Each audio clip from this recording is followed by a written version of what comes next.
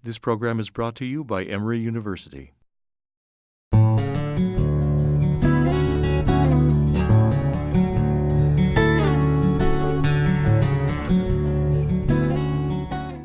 I first started working at the Center for Women in September of 2010, and I've been working there every semester and every summer since, up until now.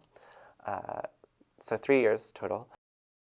You're working on various projects from prepping, a conference room meeting to something more significant like organizing the vagina monologues or getting student groups together to talk about, their connectivity. So it would range. I would come in and I would check my email for my daily tasks. I would do my social media assignment. We all had our obligations to Twitter and Facebook to make sure that the Center for Women was well publicized, and then each day was different. My biggest project at the Center for Women was producing the vagina monologues 2 years in a row, and the reason that was really significant to me was not necessarily like I'm in love with the vagina monologues. I think they're funny. I do think they're useful, but more importantly, it was about bringing awareness of sexual violence to Emory's campus. So there's that kind of contribution, and also the more kind of tangible for me, which was raising, I think we raised like $8,000 for the DCAB Rape Crisis Center and the Center for Women. I made a lot of good impressions and some maybe like radical ones, but yeah, from the kind of outlet that a job like that gives you, which through social media, where you're blogging and where you're on Twitter, where you're on Facebook, but also interacting with department heads and people in important offices like provosts, you do bring a lot of yourself to that work. They're not just hiring a student cog, they're hiring a person.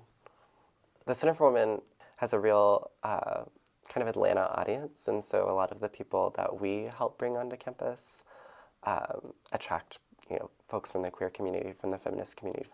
So definitely the biggest thing I can think of is when we brought Eli Clare to campus. He's a queer disabled activist talking about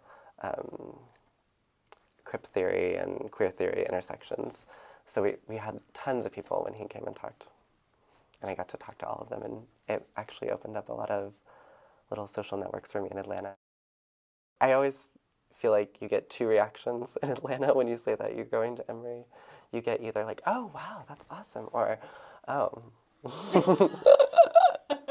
And it's like in that little eye roll, you can see all the assumptions that are made about what it means to be an Emory student, and just not feeling that.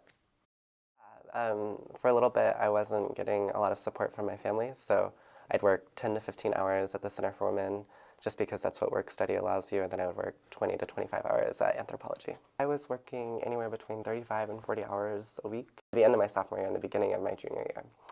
And definitely saw my grades plummet. I was making C's and B's where I was making straight A's before, just because I was exhausted and I couldn't, focus the hours of studying that the school requires, and balance that with my workload, which I needed to pay rent and bills.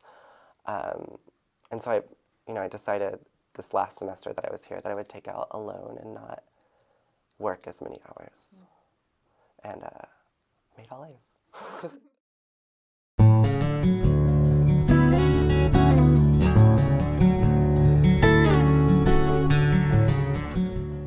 The preceding program is copyrighted by Emory University.